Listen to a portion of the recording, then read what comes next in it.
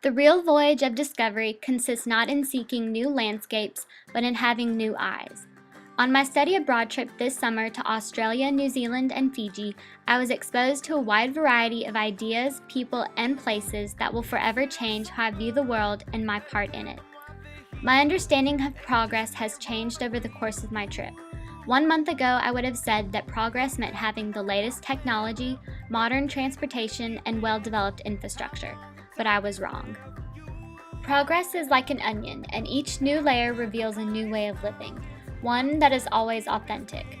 I began my trip in Australia, where I learned about Carnarvon Gorge and the people that once used the land. The Aboriginals believed that the rainbow serpent blessed the land with water so that they could prosper here. As time progressed, the land was made into a national park for visitors from all around the world to enjoy. On my trip, I learned about the marine ecosystem and how overfishing is affecting the coral. Over my trip, I learned ways that we can help improve the ecosystem by cutting back on pollution and taking care of the ocean environment. Once I arrived in New Zealand, my original idea of progress began to transform.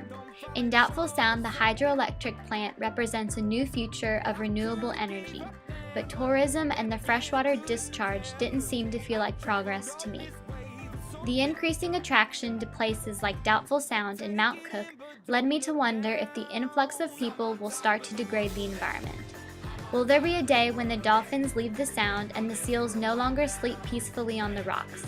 I hope not, but unless we become more aware of the impacts our actions have on the environment, one day there may not be a reason to have a moment of silence and only hear the sounds of the crashing waterfalls. As I lived the island life in Fiji, I noticed people weren't consumed by their cell phones and televisions. People were, however, happy without those things. Could this also be progress? Living without what most people would consider to be everyday conveniences?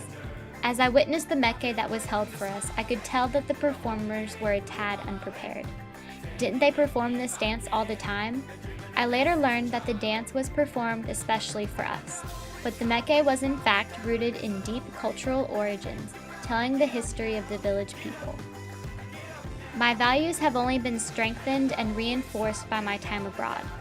I have been further reminded that I am only one person in the world, but my actions can make a difference, whether it's helping the environment or taking the time to learn about other cultures. Progress is ever-changing and evolving, like a once majestic mountain or a footprint in the sand. One moment it's there, and the next it is forever changed, moving forward into the uncertain future.